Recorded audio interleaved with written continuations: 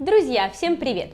Сегодня я предлагаю вам приготовить очень быстрый, легкий, простой, а главное полезный десерт. Это воздушный рис с шоколадом и орехами. Все очень просто и легко. Ну что, давайте готовить? Для приготовления рисовой галеты с шоколадом нам понадобится 150 граммов воздушного риса, 100 граммов черного шоколада, 50 граммов орехов. Я использую обжаренный фундук. В данном рецепте я использую вот такой воздушный рис. Он продается в такой рис, продается также гречка и киноа. В принципе, любой из этих вариантов получается без глютена и довольно-таки вкусный. Что же касается шоколада, мы можем использовать и черный шоколад, и молочный, и белый. Важно помнить, что в черном шоколаде меньше всего сахара, в белом шоколаде, конечно же, больше всего сахара. В черном шоколаде я использую сейчас, это у меня такие профессиональные галеты, 70% шоколад. Чем выше этот показатель, тем получается меньше сахара. В молочном шоколаде, конечно же, больше сахара и дополнительно еще сухое молоко используется. Поэтому, если мы говорим о том, что этот десерт без глютена и без лактозы, то тогда используем черный шоколад, потому как в молочном будет содержаться лактоза. Орехи на ваше усмотрение. Вы можете добавить орехи, можете добавить ореховую пасту. Орехи я предварительно обжарила в разогретой до 170 градусов духовке буквально 12-15 минут. Это может быть фундук, как у меня, миндаль, грецкий орех, тот орех, который вам больше нравится.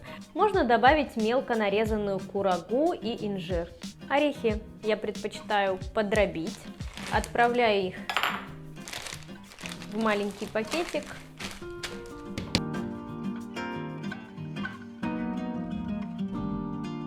Я подробила орехи на вот такие небольшие кусочки. Шоколад нужно растопить. Это может быть микроволновка или паровая баня.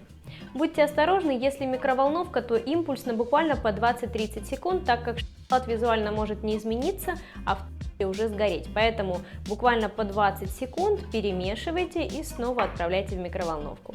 Или же паровая баня, так, чтобы миска не касалась воды. Я растопила шоколад, отправляю к нему орехи.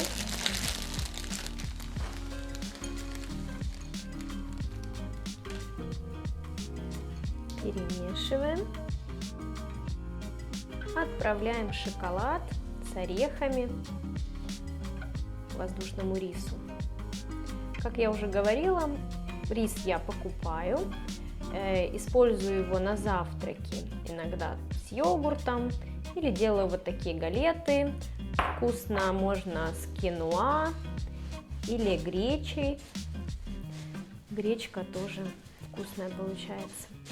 Так, перемешиваем так, чтобы каждый кусочек риса обволакивался шоколадом.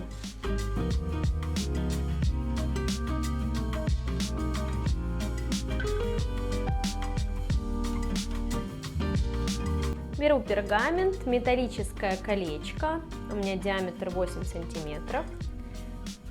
Так.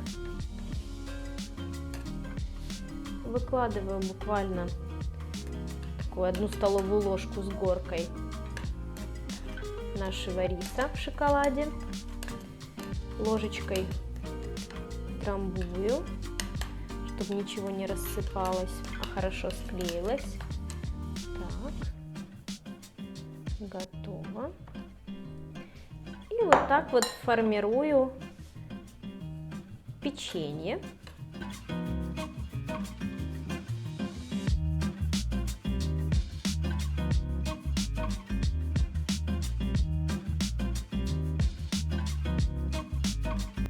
Отправляю наше сформированное печенье в холодильник приблизительно на час для того, чтобы шоколад застыл, стабилизировался. И вуаля, все готово.